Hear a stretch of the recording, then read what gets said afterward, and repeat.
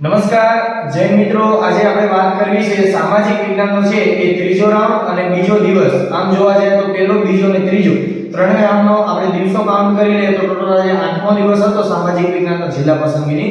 તો આજ રોજ છે એસટી કેટેગરીના ઉમેદવારોને જિલ્લા પસંદગી માટે બોલાયેલા હતા, કેમ કે ગત રોજ છે દિવસ 7 ના રોજ છે એ એસીબીસી ના ઉમેદવારોને બોલાયેલા હતા, પણ એ તમામ સીટો ફૂલ થઈ ગઈ હતી. તો આજે માત્ર ને માત્ર બાકી જે હતી એ માત્ર ને માત્ર જોવા જાય તો એસટી ઉમેદવારોની સીટો બાકી હતી.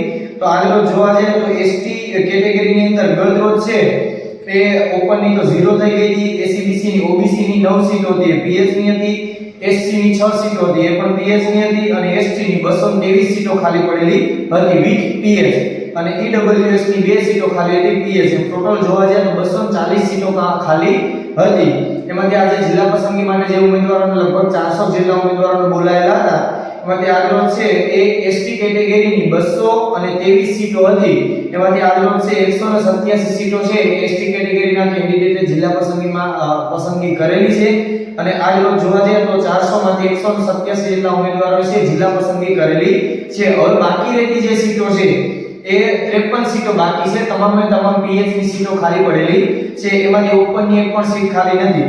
જે 9 સીટો છે એ ઓબીસી ની પીએચ ની સીટો ખાલી છે, એસસી ની જોવા જાય તો 6 સીટો એ પીએચ ની ખાલી છે, એસટી કેટેગરીમાં 36 સીટો છે પીએચ ની ખાલી છે, ત્યારબાદ ઈડબ્લ્યુએસ માં 2 સીટો પીએચ ની ખાલી છે. એમ ટોટલ કરીએ તો ઓબીસી, એસસી, એસટી અને ઈડબ્લ્યુએસ 9, 6, 36 અને 2 એમ ટોટલ કાઉન્ટ કરીએ તો 53 સીટો છે પીએચ ની ખાલી પડેલી છે. તો આ રોજ છે 187 જેટલા ઉમેદવારોએ જિલ્લા પસંદગી કરેલી છે, અને આખી પ્રથમ જે જોવા જાય તો સામાજિક વિજ્ઞાનની છે સામાન્ય ભરતી, જે 5400 ની ભરતી સામાન્યની છે, એમાંથી સામાજિક વિજ્ઞાનની આપણે 2082 જેવી અંદાજે લગભગ ભૂલ નથી તો આટલાની છે, એમાંથી તમામ સીટો છે પૂર્ણ થઈ છે. અને હવે જે સીટો બાકી છે એ 53 સીટો બાકી છે, માત્ર કોની સીટો બાકી છે? પીએચ ની.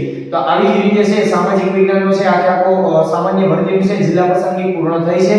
આગામી દિવસોની અંદર છે શાળા પસંદગી માટે ક્યારે સમાચાર આવી શકે એના હાલ કોઈ અંદાજ છે નહીં, પરંતુ દિવાળી પહેલા કદાચ સંભવિત એવું બની શકે કે કદાચ ને સ્થળ પસંદગીની તારીખ કોઈ આવી શકે એવી સંભાવના લાગી રહી છે. હવે જે મિત્રો બોર્ડર ઉપર રહી ગયા હતા, અથવા તો મિત્રો જે બાકી છે કચ્છની ભરતીમાં ફોર્મ ભરાયેલા હતા, હવે કોઈ મિત્રને એમ થતું હોય કે ભાઈ કઈ કેટેગરીમાં કેટલું કટઅપ રહેલું, તો એ વાત કરીએ કે હાલ તમને એ ન ખબર પડે કે ભાઈ ઓબીસી નું છેલ્લે કેટલા અટકેલું, એસસી નું કેટલા, એસટી કેટલા, આખો તબક્કાનું તમે એનાલિસિસ કરી શકો. પરંતુ માની લો કે જે તે ટાઈમે કાલે ઓબીસી નો હતું જિલ્લા પસંદગી, તો છેલ્લે જે ઉમેદવાર કોઈ હોય એ માની લો કે જિલ્લો પસંદ કરીને બહાર નીકળે છે, તો એને એના પછીનો જે ઉમેદવાર હોય એને જ ખબર હોય, કેમ કે વેઇટિંગમાં જેનું પેલું નામ હોય એને જ ખબર પડી શકે કે ભાઈ પોતાની કેટેગરીમાં છે કે કટઓફ કેટલા અટકેલું છે. તો અમે અમારી રીતે ટીમ દ્વારા પ્રયત્ન કરીશું કે કઈ કેટેગરીમાં કેટલું કટઓફ છેલ્લે જે નંબર હતો એ અટકેલું છે. જો અમારા સુધી માહિતી પહોંચશે તો ચોક્કસથી તમારા સુધી અથવા ગ્રુપમાં મૂકવાની ટ્રાય કરીશું. હવે જે મિત્રો બોર્ડર ઉપર હતા અથવા જે મિત્રો રહી ગયા હોય અથવા તો કચ્છમાં જે લાગવાના હોય એ મિત્રો માટે ખાસ સૂચના છે કે હવે જેને સામાન્યમાં જિલ્લા પસંદગી કરી લીધી છે એ મહેરબાની કરી અને કચ્છમાં જિલ્લા પસંદગી ફરીથી ન કરવા જતા, અને જે મિત્રોને એમ લાગે કે ભાઈ મારે શિક્ષક તરીકે નોકરી કરવાની છે તો જ તમે સ્થળ પસંદગી એટલે શાળા પસંદગીમાં જજો. જો તમારે નોકરી ન કરવાની હોય, તમને એમ લાગે કે ભાઈ મને દાહોદ મળ્યું છે, મારે નોકરી ન કરવી, અથવા છોટાઉદેપુર અથવા તમારા વતનથી ધારો કોઈ દૂર તમને જિલ્લો મળ્યો હોય, તમને ત્યાં નોકરી કરવાની ઈચ્છા ન થતી હોય, તો મહેરબાની કરી અને શાળા પસંદગી કરવા ન જતા. કેમ કે તમે શાળા પસંદગી કરી લેશો, એક બે દિવસ નોકરી કરી લેશો, તો એ સીટ છે ફૂલ બતાવશે, એટલે ભરાઈ ગયેલી બતાવશે, તો એનું વેઇટિંગમાં ન ખુલી શકે. એટલા માટે તમારે નોકરી કરવાની હોય તો જ સ્થળ પસંદગી કરજો, જેથી કરીને અન્ય ઉમેદવારોને વેઇટિંગમાં પણ લાભ મળી શકે.